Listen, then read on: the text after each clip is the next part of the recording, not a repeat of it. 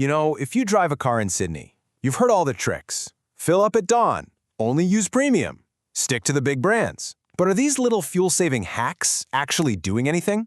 Or are they costing you a small fortune every single time you pull up to the Bowser? Well, let's get into it. With fuel prices all over the place, it's a huge question, right? Are we falling for these old wives' tales that are literally draining our bank accounts? It's time to find out. You know exactly what I'm talking about.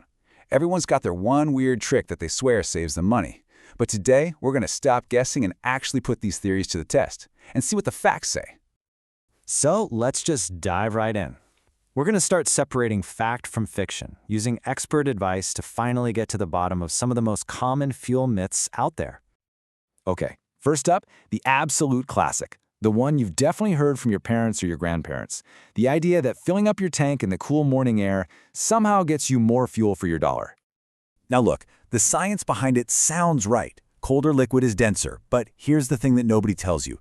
The fuel at a service station isn't just sitting out in the open. It's stored deep underground in these massive insulated tanks where the temperature barely changes at all, whether it's 5 in the morning or the middle of a scorching heat wave. So, our first verdict is in. This one is completely, totally busted. Go ahead and hit the snooze button. You do not need to set an early alarm for this. All right, let's talk about a really expensive one. This belief that if you just fork out the extra cash for premium fuel, you're going to magically supercharge your daily driver and get way better mileage. So here's the key thing to understand. A higher octane number, that RON, it doesn't mean more energy. It's actually a measure of stability. It tells you how much the fuel can be compressed before it ignites, which is crucial for high-performance engines.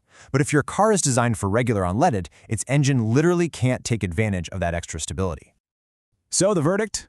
Busted for most cars. There is one big exception here, and the golden rule is super simple. Check your car's manual or just look on the inside of your fuel cap. If it doesn't say premium fuel required, you're literally just paying extra for something your engine can't even use. Okay. Now for a fuel that gets a really, really bad rap, E10. For years, people have been convinced that the ethanol in it is just a one-way ticket to a busted engine. But let's see what the data actually says. This is a perfect example of an old fear just not keeping up with modern cars.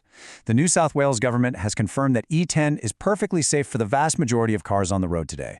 And yeah, it's true, it has about 3% less energy, but the lower price you pay at the pump almost always makes up for that tiny dip in efficiency.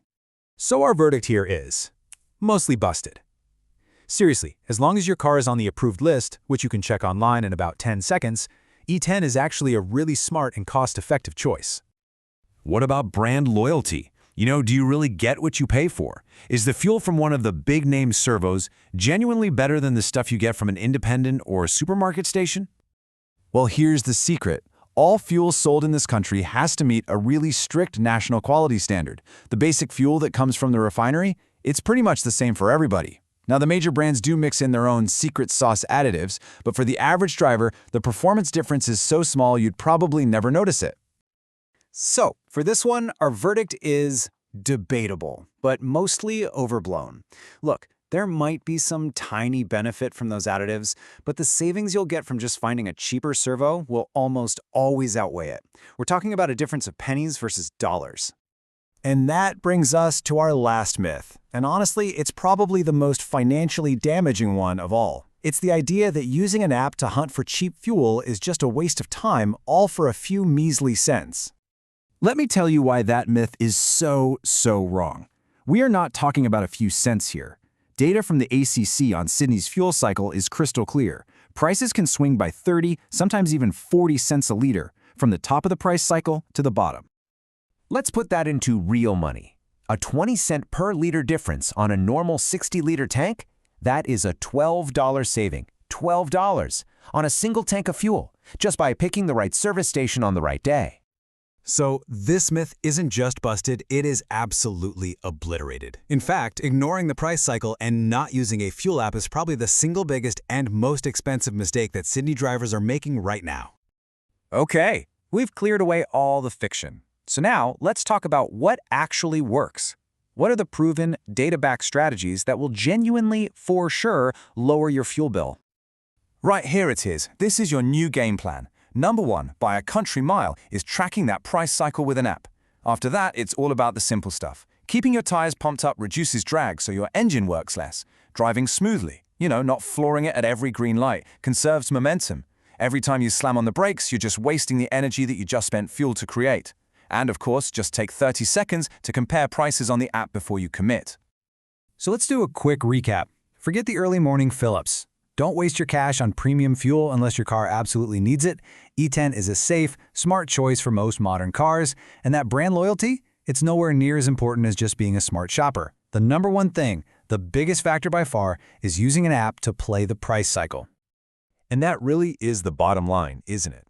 Saving money on petrol isn't about some secret trick or a magic formula.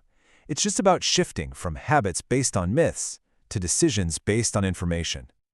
So the next time your fuel light comes on, what's it going to be? Are you going to rely on the myth or are you going to rely on the math? The choice and the savings are all yours.